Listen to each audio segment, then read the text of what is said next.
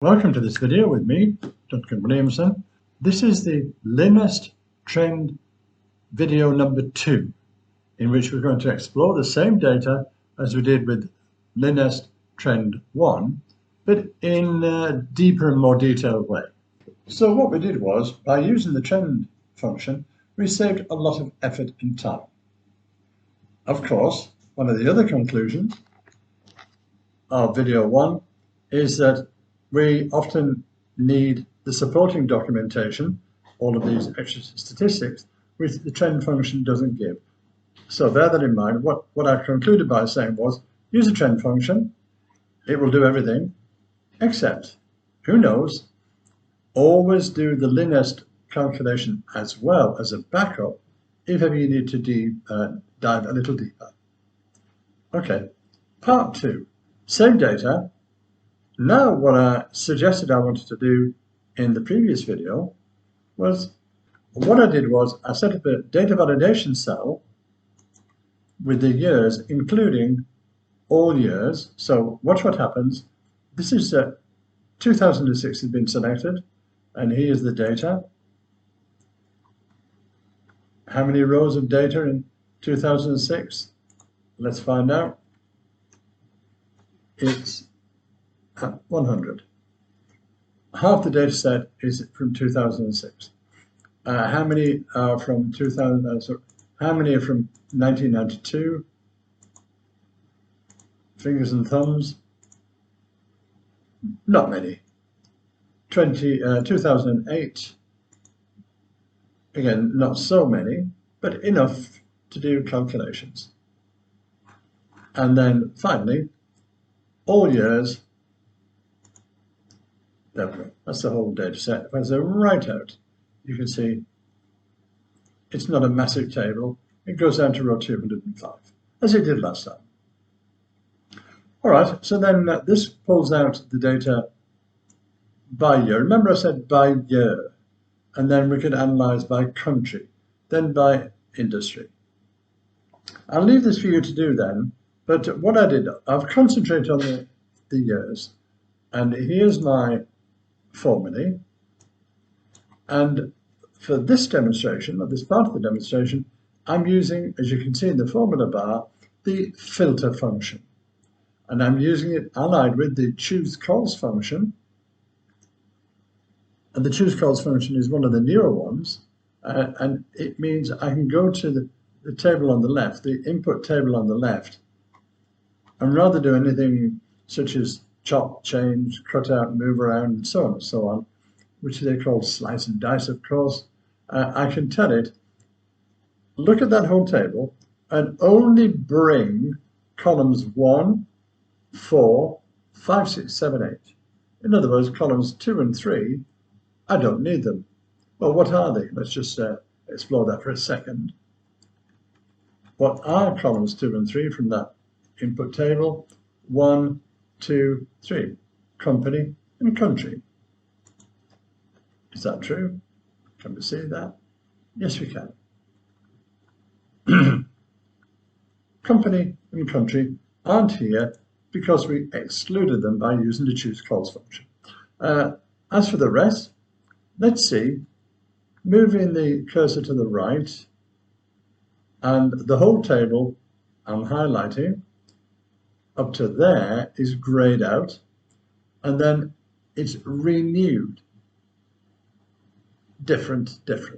In other words, this whole section here, the trend function, the residuals from trend, and then LINEST.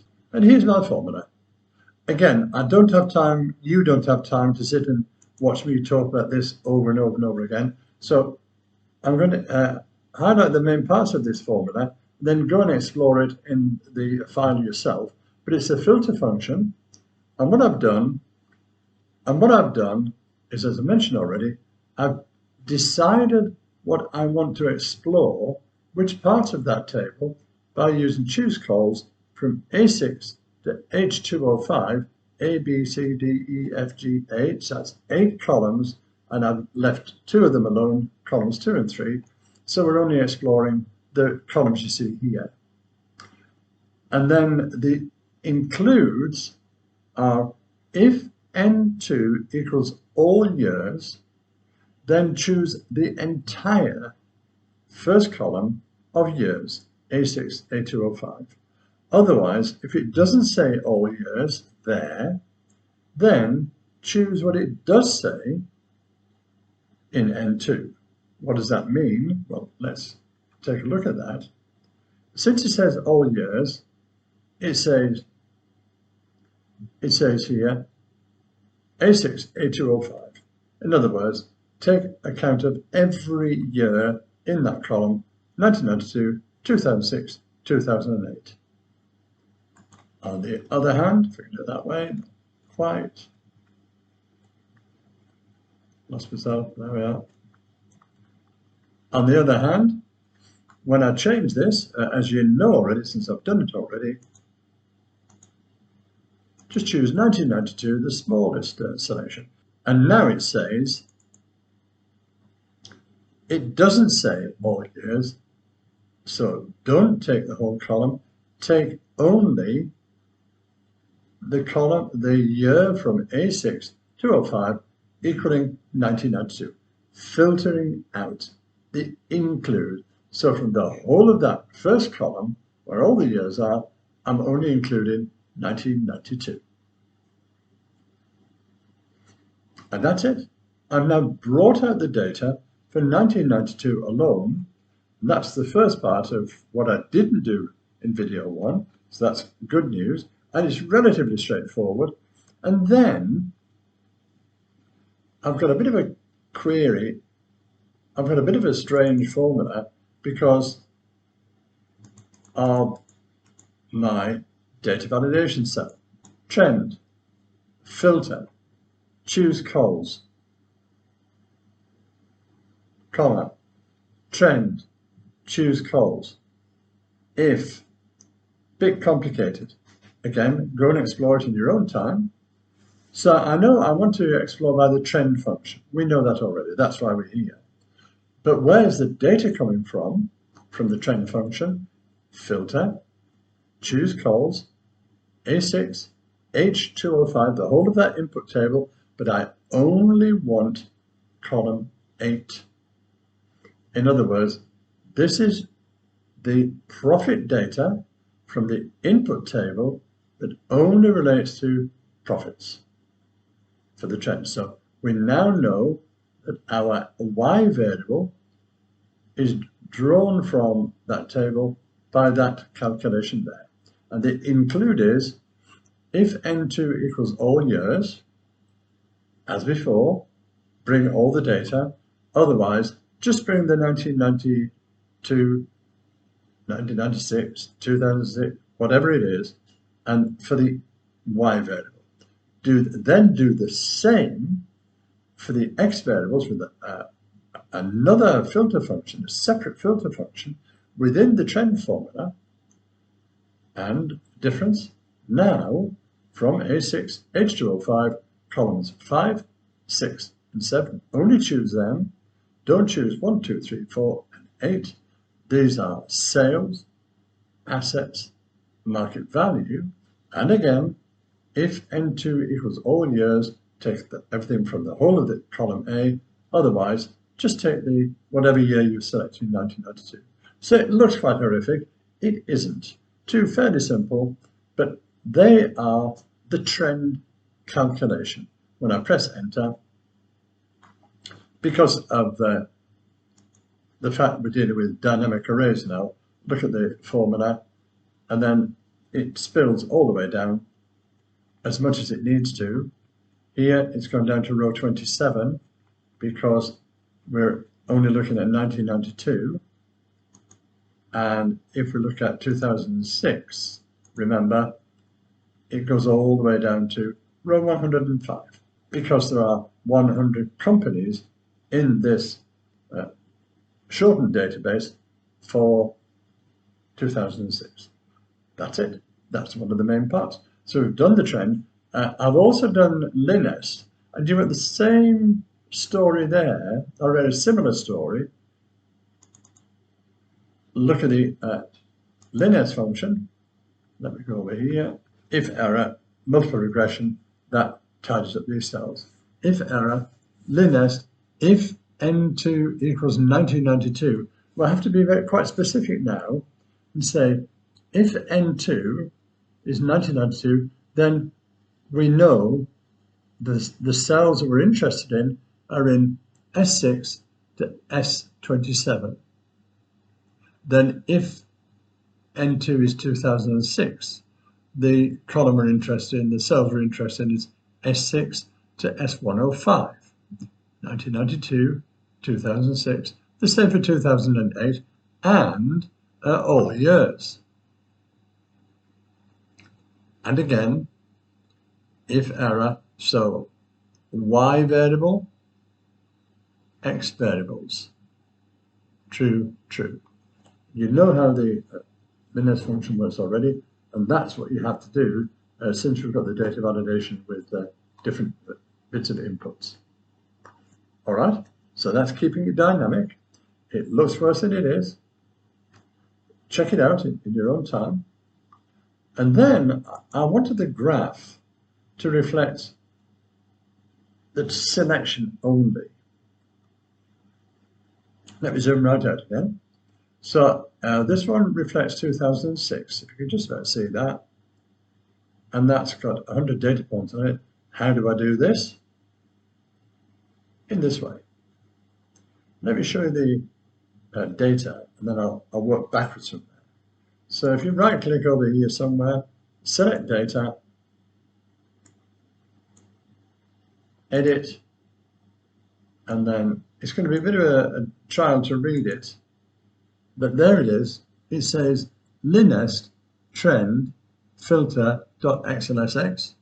That's the name of the file, and it's a workbook range name, dynamic range name. What it says is exclamation mark predict underscore y. What does that mean?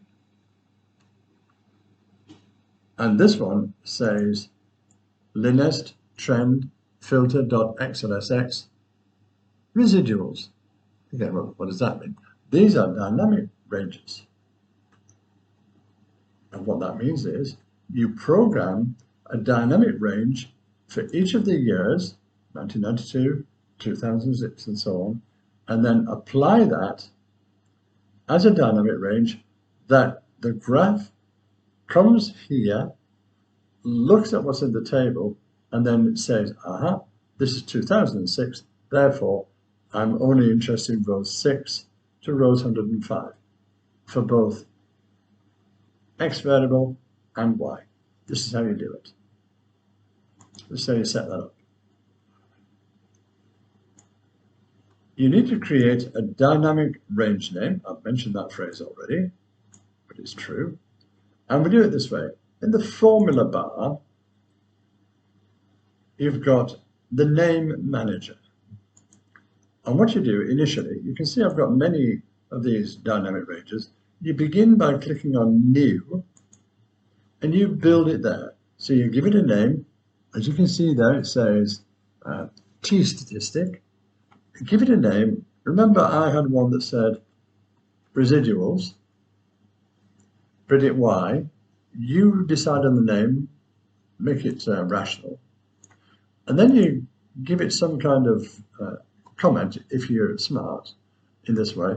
The residuals from the trend function calculations, which are. So this is part of documentation. Make it meaningful, simple but meaningful. And then in here, I use offset functions. You can also use the index function, which I don't do. And let me show you the real one. So I've got all of these. The ones that I showed you are predict Y and residuals. Let's look at predict Y. Click on it, edit. You can anticipate it here already. You can expand this because sometimes these formulae are quite big, like this one. So this is it. So this is my name, predict underscore Y, the X variable for the residual plot, and then it's offset it's a workbook formula, but where does it find the data that it's interested in? It's in sheet name 2, starting in cell T6. Where's T6? It's here.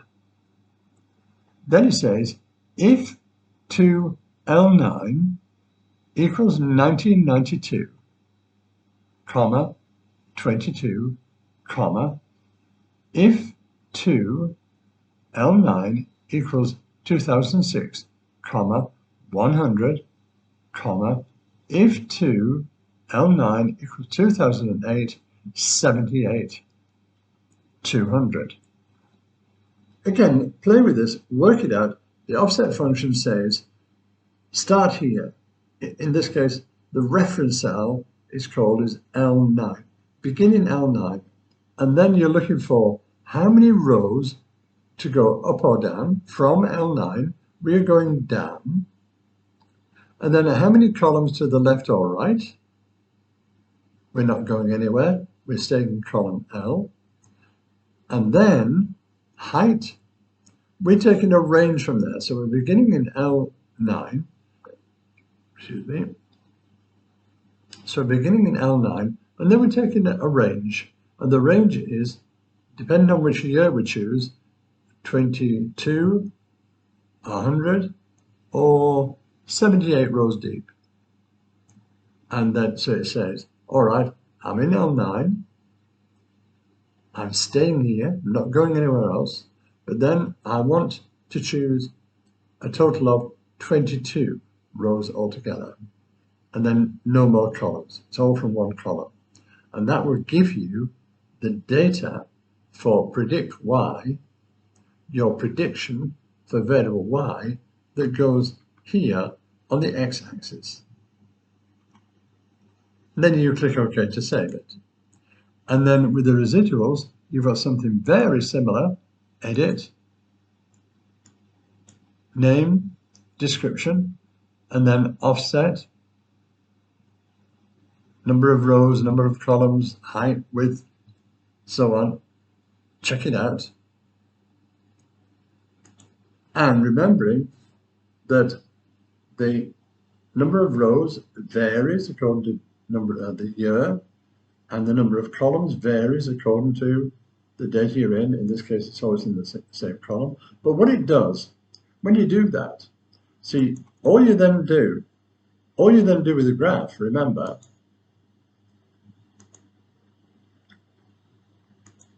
is to the x-axis, you tell it, use the predict underscore y variable. It will put the name of the file there, by the way.